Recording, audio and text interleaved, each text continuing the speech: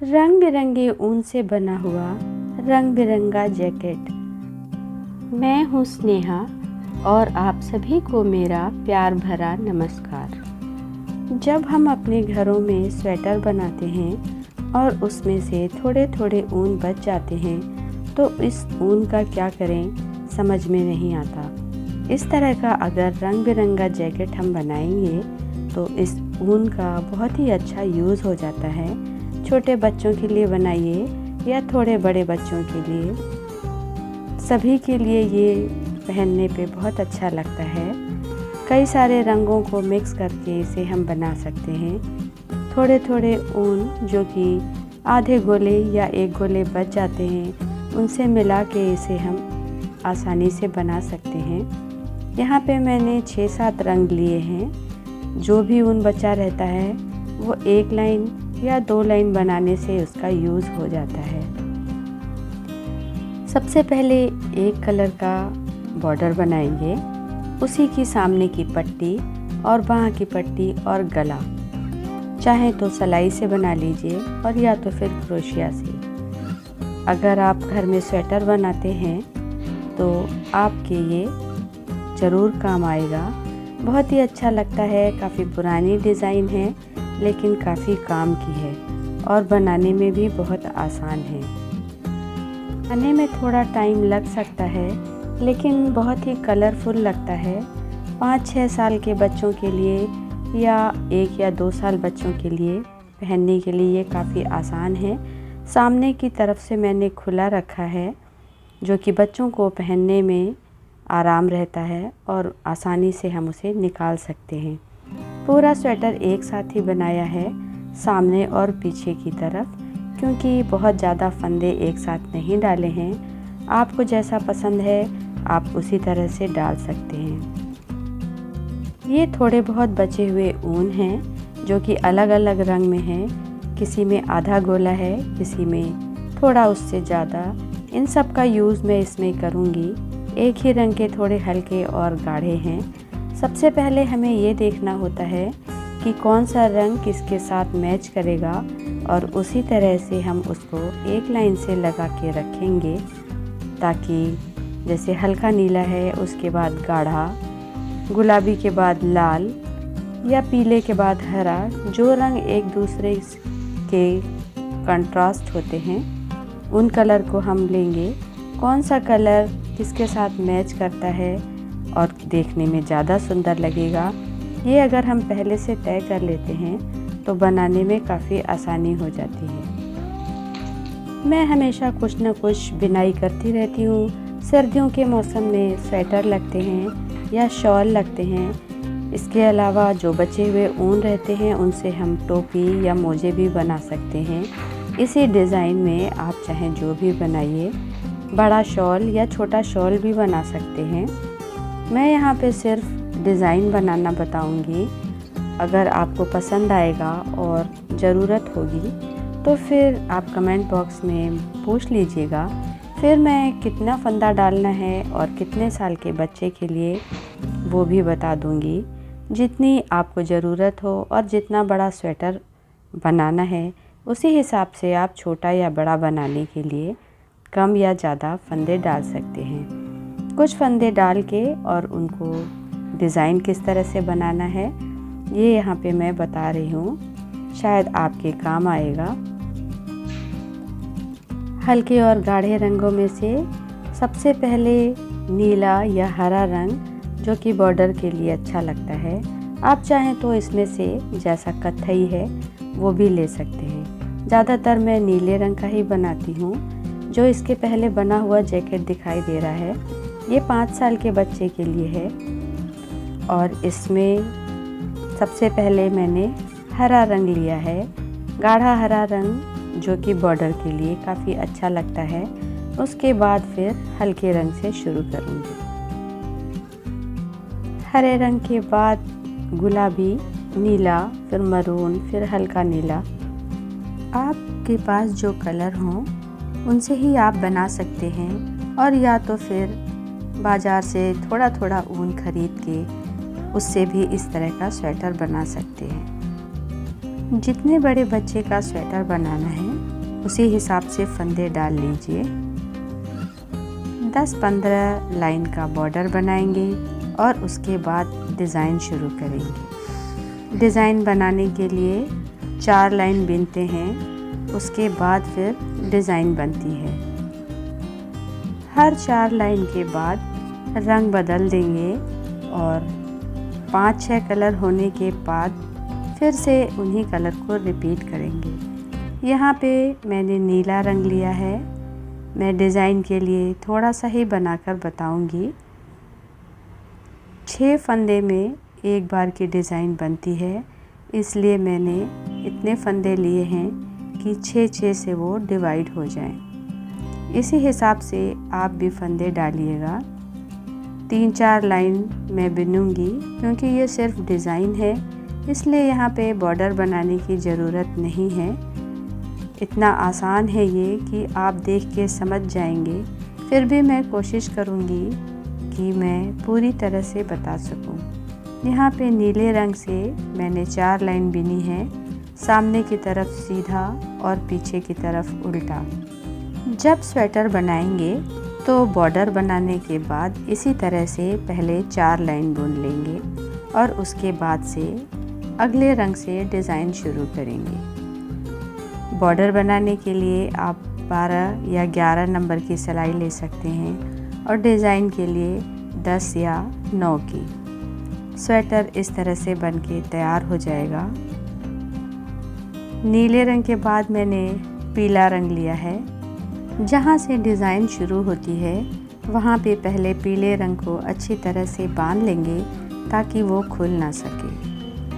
और एक फंदा बीन के या जैसा भी आपने एक्स्ट्रा जो फंदे छोड़े हुए हैं उनके बाद 4 लाइन में नीचे से सिलाई को डालकर और पीले रंग के ऊन को बाहर निकाल लेंगे सामने की तरफ से। उसके बाद उसे फंदे के साथ ही बीन लेंगे। यहाँ पे मैंने दिखाने की कोशिश की है, इसे देखकर आप आसानी से बना सकते हैं। पहला फंदा बीनने के बाद फिर 4 फंदे नॉर्मल बीनेंगे। 4 फंदे बीनने के बाद पहले वाली जगह जहाँ से मैंने नीचे से सिलाई डालकर और ऊन निकाला था वहीं से फिर से ऊन निकालेंगे और उसे भी अगले फंदे के साथ बीन लेंगे। पहले फंदे की तरह ही इस फंदे को भी अगले फंदे के साथ बुनेंगे और ये एक डिज़ाइन पूरी हो जाती है। 6 फंदे में ये डिज़ाइन पूरी हुई है और इसी तरह से इस डिज़ाइन को हम बार बार सारे फंदों पे बुनते हुए जाएंगे। इसे देखकर आप आसानी से बना सकते हैं। आगे मैंने इसका वीडियो बुनकर बताया है, अगर वहाँ पे आप देखना चाहें तो वहाँ पे देख के और फिर बुनाई कर सकते हैं। अगली डिज़ाइन बनाने के लिए पहली वाली डिज़ाइन की तरह ही एक फंदे को 4 लाइन में नीचे सिलाई की सहायता से डालकर ऊन को निकाल लेंगे और उसके बाद उसे फंदे के साथ ही बीन लेंगे। फिर 4 फंदे प्लेन बीनेंगे। इसी तरह से पूरी लाइन कंप्लीट हो जाएगी और पीछे की तरफ से ये इस तरह का दिखाई देगा। इसके बाद पीले रंग से फिर हम 4 लाइन बीनेंगे, क्योंकि हर बार 4 लाइन बनने के बाद ही डिज़ाइन पूरी होती है। जब पीले रंग की 4 लाइन बन जाएंगी, सामने की तरफ से सीधी और पीछे की तरफ से उल्टी, फिर उसके बाद अगला रंग लगाएंगे। मैंने गुलाबी रंग लगाया है, आप चाहें जो भी रंग लगा सकते हैं।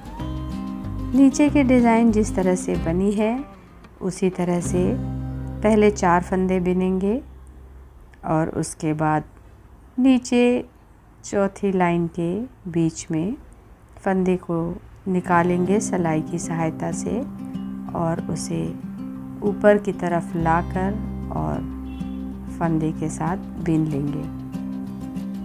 फिर 4 फंदे प्लेन बिनेंगे और अगला फंदा फिर से उसी जगह पे डालेंगे जहाँ पे कि हमने पहले फंदे को डाला है, चौथी लाइन के नीचे। इसी तरह से आप रिपीट करते रहिए। यहाँ पे मैंने इसे बिनकर बताया है। गुलाबी के बाद मैंने कत्थई रंग लगाया है। जितनी सुंदरता से हम रंग लगाएंगे, स्वेटर देखने में, या आप जैकेट कह सकते हैं, देखने में उतना ही सुंदर लगेगा। एक हल्का और एक गाढ़ा और बीच में पीले के बाद गुलाबी काफ़ी अच्छा मैच कर रहा है। मैंने इसी तरह से कई छोटे छोटे बच्चों के स्वेटर बनाए हैं। छोटा स्वेटर बनाने में काफ़ी आसान होता है, जल्दी बन भी जाता है।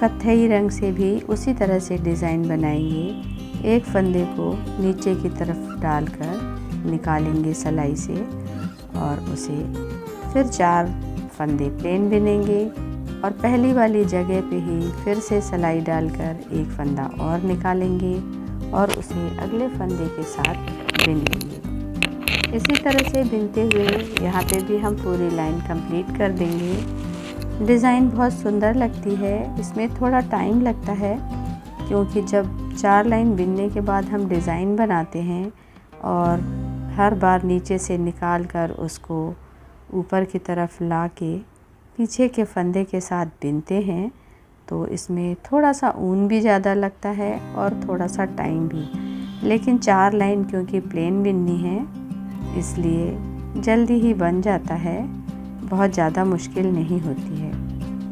कत्थई रंग से पूरी लाइन बिनने के बाद मेरे पास बहुत सारे कलर हैं क्योंकि जब जब मैं बिनती हूँ कुछ ना कुछ स्वेटर उसमें से ऊन बच जाते हैं। उनका बहुत अच्छा ये यूज़ है। इससे हम टोपी या मफलर या मोजा जो भी बनाना चाहें या किसी छोटे बच्चे का फ्रॉक सब बना सकते हैं।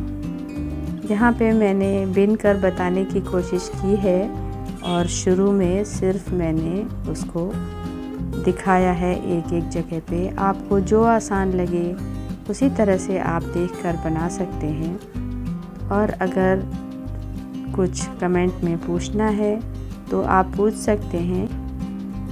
कत्थई रंग से भी मैंने पूरी डिज़ाइन बनाई है। मैंने 35-36 फंदे डाले हैं। इसमें 4 डिज़ाइन बन रही है। जब स्वेटर बनाना होगा तो हम 6 से डिवाइड करके ही फंदे डालेंगे तो डिज़ाइन कंप्लीट होगी। पूरा स्वेटर सामने का और पीछे की तरफ का एक ही साथ बनाया है क्योंकि छोटे बच्चे का ये स्वेटर है और बीच में फिर हमें सिलाई नहीं करनी पड़ती है। पीछे से ये देखने में इस तरह से लगेगा, काफ़ी आसान है। बॉर्डर के लिए हम 12 नंबर की सिलाई लेंगे और ऊपर की बिनाई के लिए 10 की या 9 की ले सकते हैं। इस तरह से डिज़ाइन बनाते हुए जितने भी कलर आपको यूज़ करने हैं वो कर लीजिए।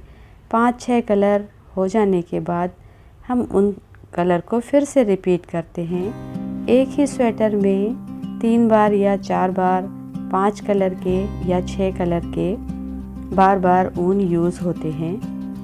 स्वेटर बनने के बाद सामने की तरफ की पट्टी और बाँह की पट्टी ये मैंने क्रोशिया से बनाई है। आप चाहें तो सिलाई से भी बना सकते हैं। क्रोशिया से बनाना काफ़ी आसान है। इसके बाद इसमें सामने की तरफ आपको जैसा बटन पसंद है वो लगा लीजिए और जैसे गला बनाना है गोल या तिकोना वैसा आप गला बना सकते हैं। इसी तरह से 4 लाइन प्लेन बनाएंगे और फिर डिज़ाइन डालेंगे। फिर उसके बाद 4 लाइन दूसरे रंग से प्लेन बनाएंगे और फिर से डिज़ाइन बनाएंगे।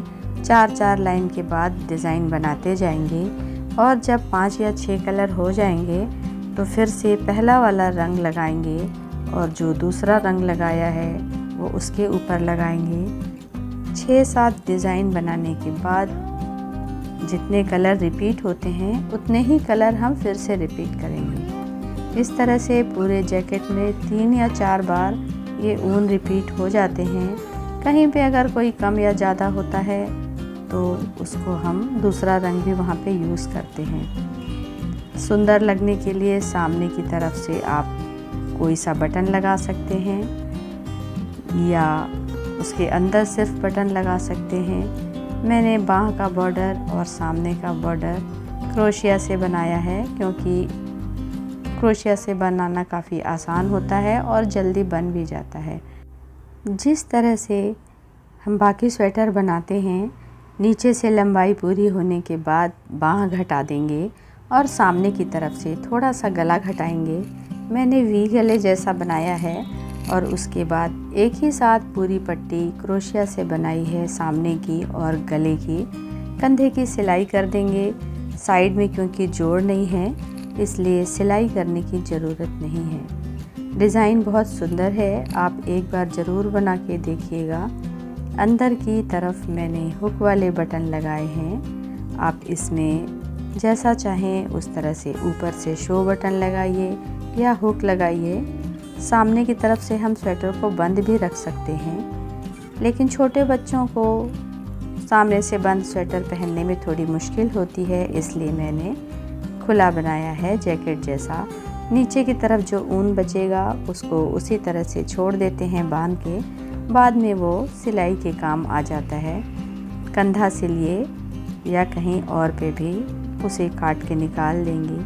पीछे की तरफ से ये स्वेटर इस तरह से दिखाई देता है।